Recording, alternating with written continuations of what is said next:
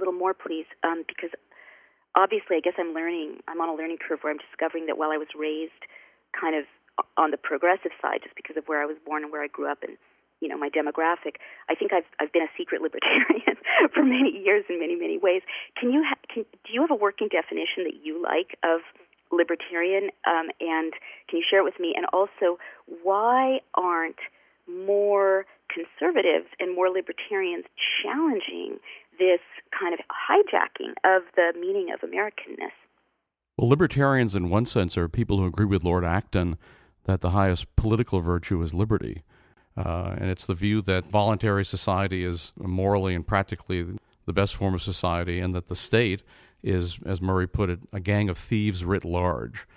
The state is able to do all those things that are illegal and properly illegal for us in private society. It's able to do them and have us think that it's actually in the common good, in the national interest, or the common defense, and all the rest of the words that the government schools teach us early on and the government-connected media tell us about.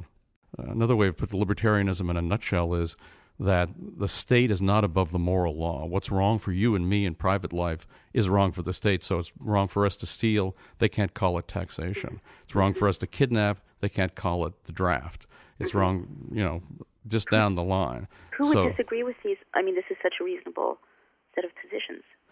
Well, I think more and more people are agreeing with it. And I think the fact that there are progressives like yourself who are joining with real libertarians to fight what I called a number of years ago red state fascism, is I think a very heartening and a very thrilling thing. I think it is a thrilling thing. And can I just jump please. in and say, to reassure people, or I guess what I'm trying to say is I do feel accountable to answer a lot of questions that are arising from the libertarian community about sort of, am I just as concerned about blue state fascism? And I just want to say right now that I am just as concerned about blue state fascism because, clearly these problems are not going to go away.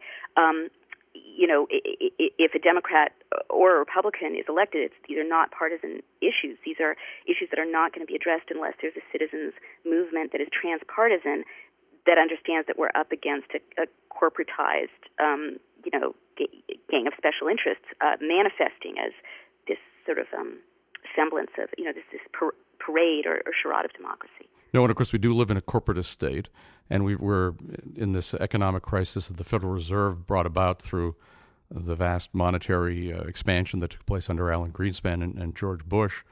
And now we have a crisis, and of course in a crisis is when the state, as historian and economist Robert Higgs points out, that's when the state can really expand. And so we have that. But on the other hand, we have, thanks to you and thanks to many other intellectuals, we have a far more educated group of dissidents. So, in some sense, this is our moment to try to teach about the importance of freedom and the evil of fascism.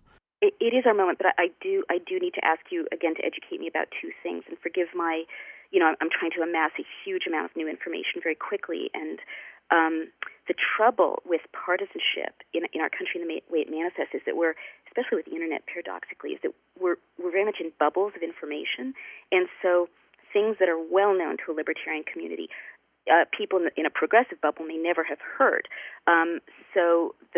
For instance, believe it or not, this critique of the Federal Reserve, I've never been immersed in it in a rigorous way or a sustained way. So I guess I'd like you to tell me what I should know about your reading of the bailout. And I'm sorry to be interviewing you. I know that, no, it's thrilling. I should have it be mutual, but I'd like to understand that. And I guess I'd also like to understand, per your last set of remarks, if we had a real working republic, a real citizen-driven, consent of the governed, functional republic, would you still see the state so negatively? Well, let me say, first of all, frankly, I've never understood why people on the left are not upset about the Federal Reserve. If you look back we probably just don't understand it. But at the founding of the Fed before the law was with bipartisan support, signed in 1913, the Federal Reserve Act was drafted at J.P. Morgan's private club. It sounds like a conspiracy story, but of course I guess it sort of is. In Jekyll Island, Georgia, it involved Nelson Aldrich, John D. Rockefeller's son-in-law. Big bankers wrote the Federal Reserve Act for their benefit.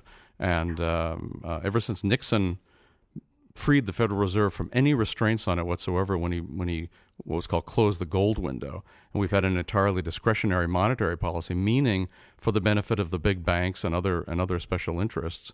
This time, however, they have really done it to us, because while the Federal Reserve, when it emits these vast amounts of new money through the banking system, brings about the business cycle. It causes an artificial boom, as happened recently with housing and in many other areas, that caused the biggest bubble in world history, probably now the biggest bust.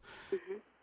So the Federal Reserve is a special interest operation that works in league to benefit the government and the big banks and the military-industrial complex and all the bad guys in American society. Well, how would this implosion serve them? I mean, surely they could have foreseen that this policy would not be good for them. Well, it's a little bit like it actually does not serve them, but their arrogance and their feeling that they were masters of the universe, I guess they felt that they could do whatever they wanted to do and there wouldn't be any consequences. But there are economic laws, and certain actions bring about certain results. And there's nothing, so no, they did not bring this on deliberately. They're very unhappy about this. They're scared about it. And of course, their response is to rip off every regular American for the big guys on Wall Street and the big banks all over the country, but especially the New York banks, that whole complex, the New York Fed, the New York banks, the big guys on Wall Street. It's like everything else in the government, the Defense Department, so-called, or whatever, it's a ripoff.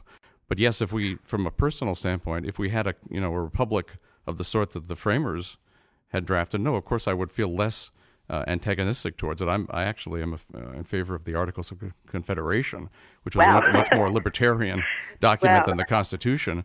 But anything that would bring us back towards more limited government, of course, I'd be thrilled by it. But I would never ever be in favor of a monopoly institution that claims the right to use force against you and to take your money and to decide how much of your money they need to do what they want to do, and they have a monopoly. And another way to think about what libertarianism is that it's never justified to use force or the threat of force against the innocent. Now, of course, everybody would say, well, of course, I agree with that, but in fact, they don't agree with it. Therefore, regulations, taxations, inflation, all the rest of the things that go on that are a matter of force. So, we believe in a voluntary society, and we're being ripped off by the government and by these institutions in league with the governments and by the power elite in league with the government. So so this is a very helpful primer for me, but I have the same question to you that it's funny how left and right kind of come together in, at certain points on the spectrum where people are set up, because this analysis of society I also hear from the anarchist left. And my question to them, or the kind of the post-capitalist left, and my question to them is, well, how do you organize a complex modern state under such idealistic circumstances? And I guess I would put the same question to you.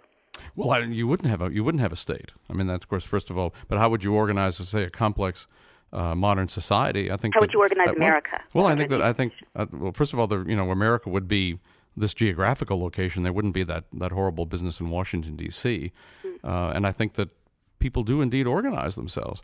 There are many complex institutions of nonprofit sort, of for-profit sort, of in all areas of society that are organized without the state. And in fact, the state is a parasitical institution that wrecks society, and that really human society is self-organizing. That in terms of the market, in terms of our social relations, that you actually don't have to have a state, and that indeed a state is a problem. So interesting. So this is sounds very 18th century. I mean that as a compliment. I mean, it's like the most idealistic writers, they were kind of teasing out the implications of human freedom and why is it ideal for human beings to have freedom, and why can we trust that?